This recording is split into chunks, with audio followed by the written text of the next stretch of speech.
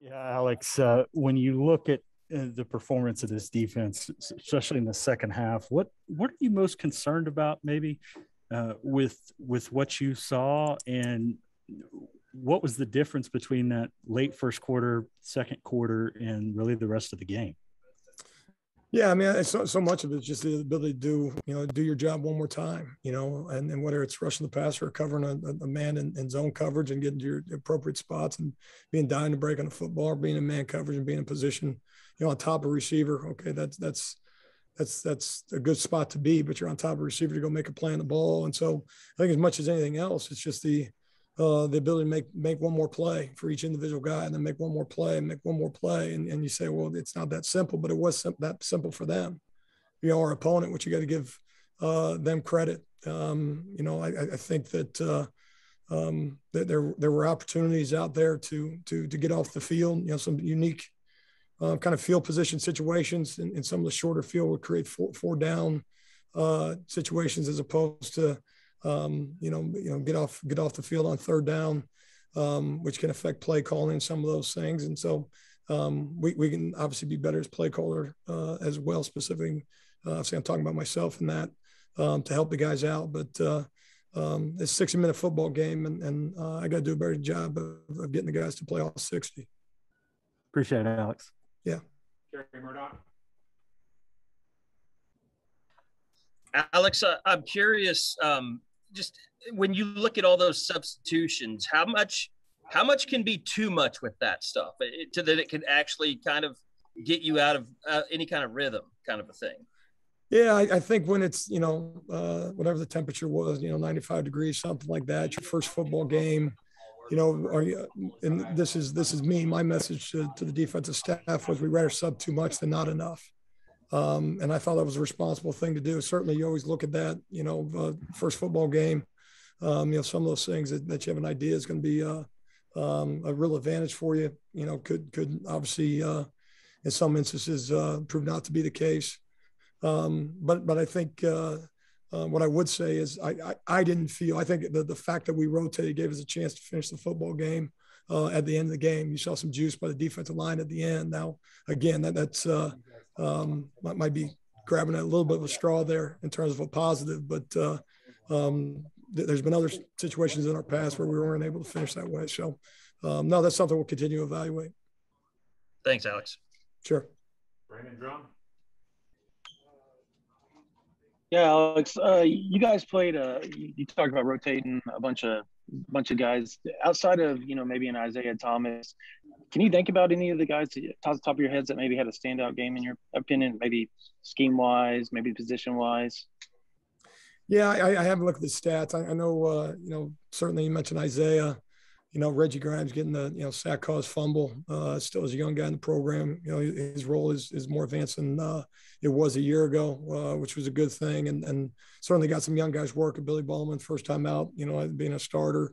I think overall, I think we'll say we're pleased. Had an opportunity to get an interception. Had a couple opportunities, not just him, but defensively that to get a few more takeaways that way with the ball in the air. But no, I'm certain there's some, but what stands out is obviously some of the negatives right now. James Hale. You always talk about turnovers and takeaways. If you look at the whole game now, those things helped you win the game today. You made some big plays on defense, and even though you gave up some drives that you're probably shaking your head about, in the end, you made enough plays to win the game. Isn't that kind of the way your defensive philosophy is? I mean, that's kind of how it goes, right? No, it is. I mean, you take away any one of those takeaways, right. We're probably feeling a whole lot worse than we do right now. I think the chief disappointment, obviously, is, as you say, okay, what's the expectation? Well, the expectation is to play better, and the credit to the opponent in that way. But I think the chief thing that I would highlight is 3 takeaways in the first half, no takeaways in the final 30 minutes. Which again, there's that theme. Okay, where were the play? Did we make the same amount of plays in the second half that we did in the first half? I don't know. My gut says no, obviously, and I think the stat sheet would say no. And so that's just something that number one, we got to look at it. There's adjustments we have to be made, and again, this is number one as a coach. looking at how you can be better that way. But no, certainly it was awfully excited to get three takeaways in the opening ball game, and certainly we need them all. And that's something that's got to continue for us to have success. Thanks, Alex. Myron Patton. Alex, I remember we talked to you on, I think this was Tuesday. You made a comment, something to the effect, you were talking about, do the guys, I don't know if you used the word maturity or not, but those tough practices on Tuesday, Wednesday to get ready, and you seem to indicate what you'd seen up to that point you weren't pleased with. Does this get their attention, you think? Was it not a good week of work or whatever? Does something like this get their attention more going into the next game? Yeah, just talking about being excited to prepare. It's are we excited to go win? And are we excited to prepare? And so, you always turn back the clock. I think in some ways it's, it feels like an excuse just to put it all on the kids' shoulders and say they didn't prepare very well. I thought as the week went on, I thought it got better Wednesday, Thursday, and Friday. But the film ultimately dictates whether or not that's the case. And so as a coach, you say, well, I had a great meeting on Friday. Thought the walkthrough on Thursday was tremendous. Well, no, the film on Saturday is going to dictate whether or not that was actually the case. And something was lacking. And again, from a coaching standpoint, you say, okay, what can I do to drive the point home that, our opponents are, scheming against us. Our opponents have expectations just like we have expectations. And so, we have to make sure that we're giving enough, credit to those guys on the other side of the ball that they're going to make plays and we got to make more. And how do you do that? Again, you either believe it or you don't. You do that on Tuesdays and Wednesdays, those hard days, so that when you get in a ball game like this, you can kind of default back to how you respond in those moments. And so that's we could be better next week that way. I believe we will. But preparation is certainly the key and something we got to get better at. Barry Trammell. Alex, Lincoln said he thought it was pretty clear that everybody came out in the second half having mentally relaxed or thought the game was in hand. Did you see that from your guys at all? If so, what does that look like? Yeah, I mean, I think, there's certainly something to that, maybe a little bit. I think sometimes when you weather a storm early in the game, if you naively think that that's the only storm that you're going to have, sometimes as a coach, you so badly, want the credit when you're right. And sometimes you wish you weren't so right. And when you explain to the guys at halftime, there's more adversity coming. And the eyes staring back at you and the heads are shaking and the head bobbing. I got you, coach. There's been other instances in our past where, similar thing has happened. And so it's a 60-minute football game. And that team across the way is going to fight tooth and nail to find a way to get points and get themselves back in a football game. You got to have respect for that. And also respect that your performance matters all the time. And we talk about it and obviously not doing a good enough job as a coach to get this thing done, but they don't timestamp. They don't say it's 95 degrees against that film. It doesn't timestamp what the scoreboard is. Your performance always matters. And specifically on the defensive side of the ball, there's only, again, 3 and out, you get off the field on 3rd down or 4th down in some situations, or you get a takeaway. It doesn't matter what the scoreboard is. There's no other way to finish a football game. And whatever we're searching for that, alternate ending or not, certainly we're not getting across and not getting it done. Most importantly, in terms of, finishing drives, finishing quarters, finishing halves. But I would credit the guys in making a stop at the end. We've been on the other side of that, as recently as last year where we don't get that stop at the end. So anyway, long answer, but we certainly it's a 60-minute football game. It ain't over at half. We're down or up, and we've been down before too, 28-3 down in Waco, Texas. We've been on the other end of this thing. So one of these lessons has to resonate at some point.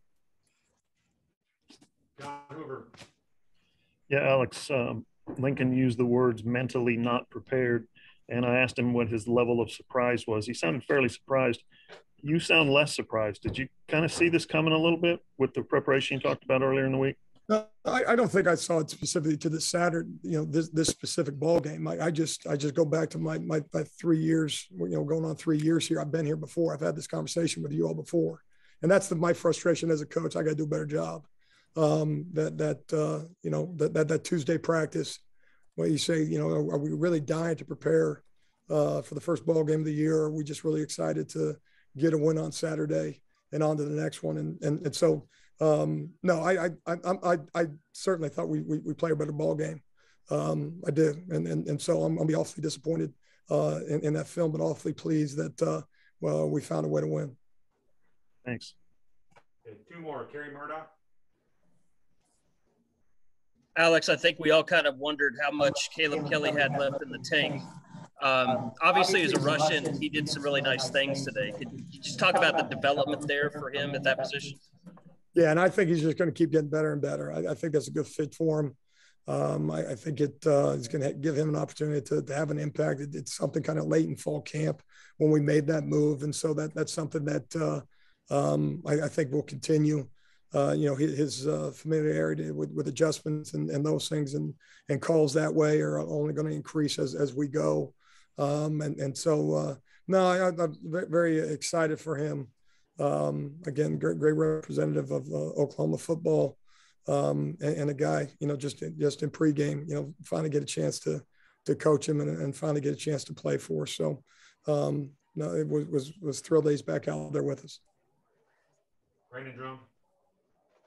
Yeah, Alex, you talked about, being excited to prepare and then, or maybe just being excited to get a win on Saturday. Can those two be mutually exclusive in your mind, or do you have to have one or the other?